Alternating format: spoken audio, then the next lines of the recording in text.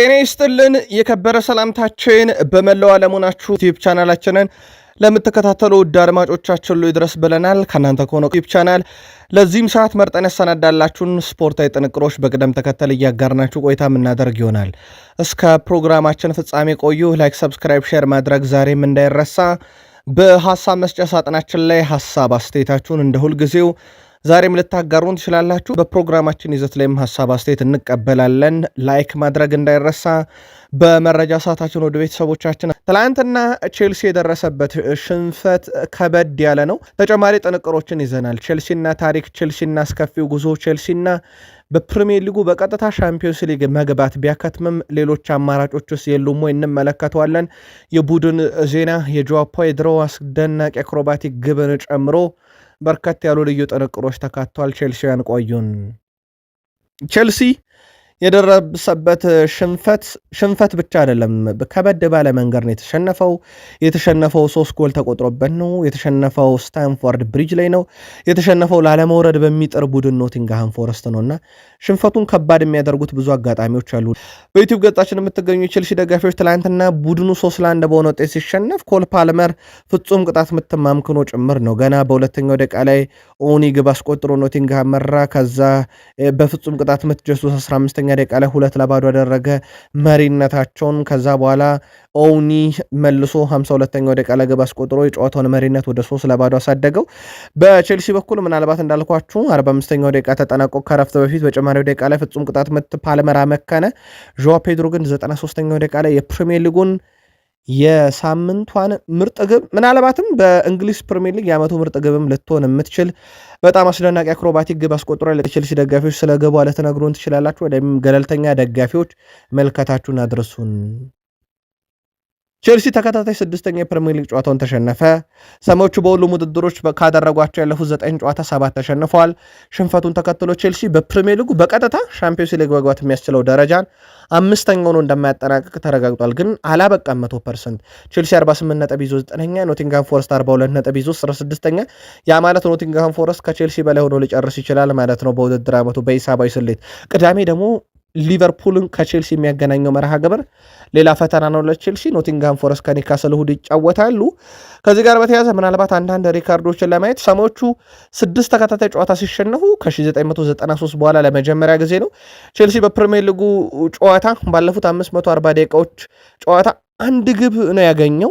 እቺንም ግብ ለማግኘት የፈጀበት ደቂቃ በጣም ረጅም ነው። ሰሞቹ በቀጣይ የአውሮፓ መድረክ ተሳትፎ ቦታ ለማግኘት የመጨረሻ የሊግ ጨዋታን ከሊቨርፑል፣ ቶትናም፣ ሰንደርላንድ ያደርጋሉ። በነገራችን ላይ ከአውሮፓ መድረክ 100% ሊሰናበት የሚችልበትም አደጋ ውስጥ ይገኛል። ውድ ቼልሲያን በዩቲዩብ ገጻችን የምትገኙ የክለባችሁ መፍትሄ ግን ማን ሊሆን ይችላል?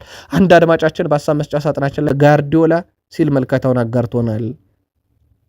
ቼልሲ ተጫዋቹ ሆስፒታል አቀንቷል። በነገራችን ላይ በትላንትናው ጨዋታ ከበድ ያለ ጉዳት ያጋጠመው የቼልሲው ታዳጊ ተጫዋች ጄሴ ዴሬ ሆስፒታል ገብቷል።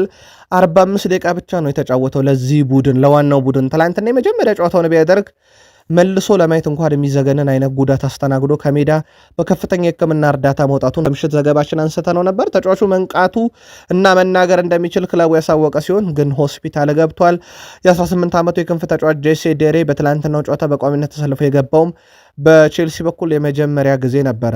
ያ ብቻ አይደለም ውድ ቤተሰቦቻችን፣ ይሄ ከረፍት በፊት ያየነው በጣም ለማየት የሚከብድ ጉዳት ነበረ። ከረፍት በኋላ ደግሞ ሞርጋን ጊብስ ዋይትና እንደዚሁም ደግሞ ግብ ጠባቂው ሳንቼስ ተላትመው የተፈጠረው አደጋ መልሶ ለማየት ይዘገንን ነበረ።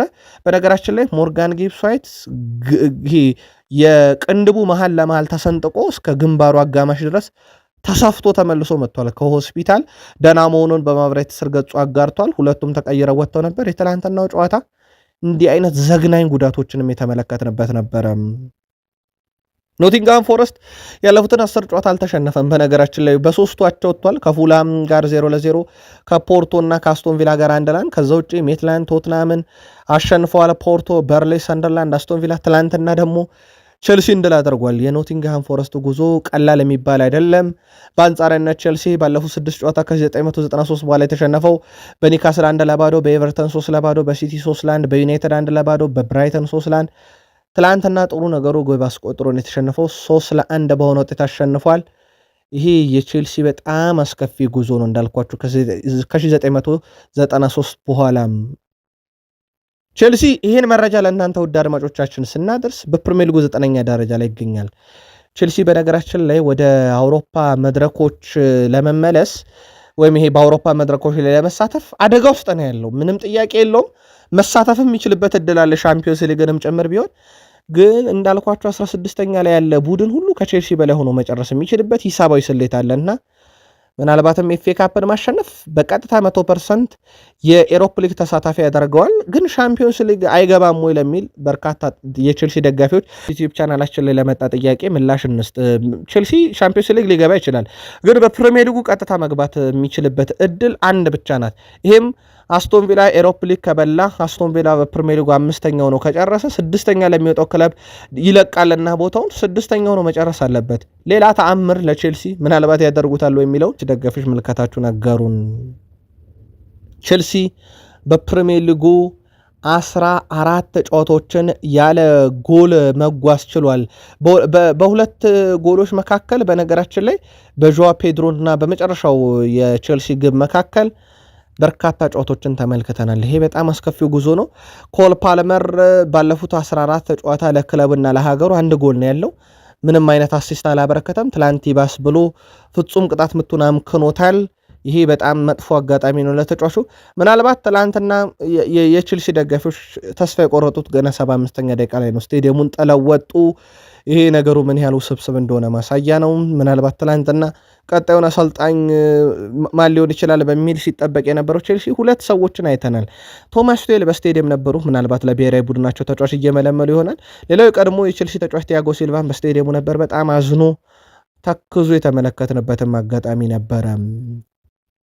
ዦዋ ፔድሮን እናንሳ። የጨዋታ ውብ ግብ አስቆጣሪ፣ ምናልባት ማስተዛዘኛ ግብ ብቻ ሳትሆን ውብ ግብም ነበረች። ትላንትና ደረቱ ላይ አብረዶ አክሮባቲክ በሆነ መንገድ ነበረ ባለቀ ደቂቃ ያስቆጠራ። ዦዋ ፔድሮ ግን ከኖቲንግሃም ፎረስቱ ሽንፈት በኋላ ስለ አሰልጣኝ ማውራት የለብንም ብሏል። ኃላፊነት መውሰድ አለብን። ይህ ሽንፈቱ ከአሰልጣኝ ጋር የሚገናኝ ሳይሆን ሜዳ ላይ ነበር ነው ተጫዋቾች ነን መጠየቅ ያለብን። በጣም መጥፎ ነበረ ሜዳ ላይ ያደረግነው እንቅስቃሴ ሲል ተደምጧል። ዦዋ ፔድሮ ትላንትና ግብ ማስቆጠሩን ተከትሎ 15ኛ ግቡ ነው። አንድ ተጫዋች በመጀመሪያ ዓመቱ 15 ያውም ከፍጹም ቅጣት ምት ውጭ የሆኑ የፕሪሚየር ሊግ ግቦችን በመጀመሪያ ዓመቱ ለቼልሲ ያስቆጠር ሶስተኛው ነው። ከዚህ በፊት ጄም ፍሎይድ ሃንስልቤንክ 19 ግቦችን፣ ዲየጎ ኮስታ 19 ግቦችን፣ አሁን ደግሞ ዦዋ ፔድሮ 15 ግቦችን አስቆጥሯል። ለቼልሲ ቀሪ ጨዋታዎች ላይ ምን ያደርጋል የሚለው ይጠበቃል። ግን የቼልሲን የጎል ረሃብ ትላንትና ቋይቶታል። ዦዋ ፔድሮ ለቼልሲ ከማርች 4 በኋላ የመጣች የመጀመሪያ ግብ ነው በፕሪሚየር ሊጉ ማስቆጠር የቻለው።